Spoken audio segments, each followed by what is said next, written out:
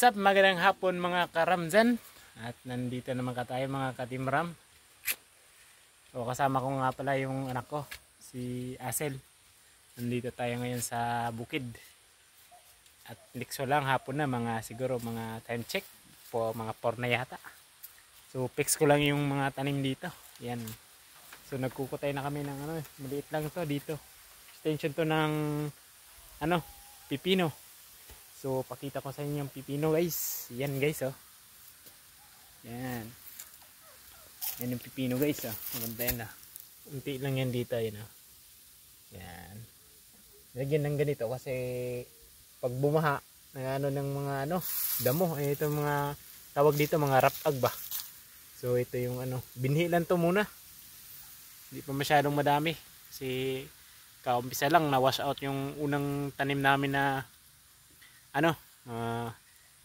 sili, unti lang natira, pati yung namin mais. Yun o.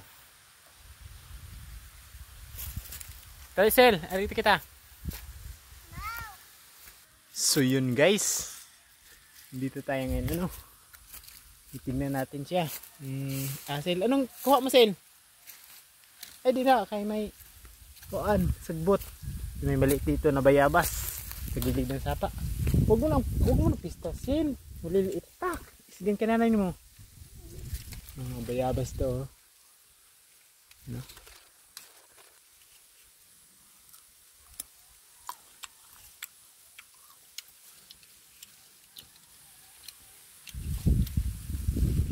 Sina? Tago, didi. Tago, umuuran. Yo. Hindi kita sa bukid. Flex na to. So yun guys, update ko lang kayo yung namin. Saka papakita ko rin sa inyo yung may pato kami ditong naglilimlim.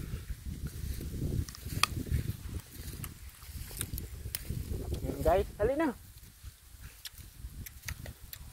Yung mais guys oh. Ito yung sili. Ito yung natira. Puro sili kasi yan dyan oh, na wash out.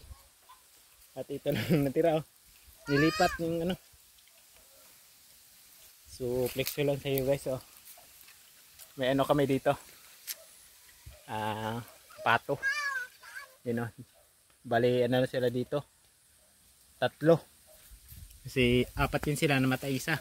Dito yung isa oh. Nasa gilid ng kawayan. Lilimlim. Yun oh. Yan. 9 na itlog yan.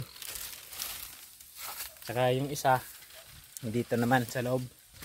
Psst, guys, hello guys. Dito yung tatay oh. Pato. Yan. Yan yung isa yung itlog, yung kulay itim. Saka ito yung isa naglilimlim oh.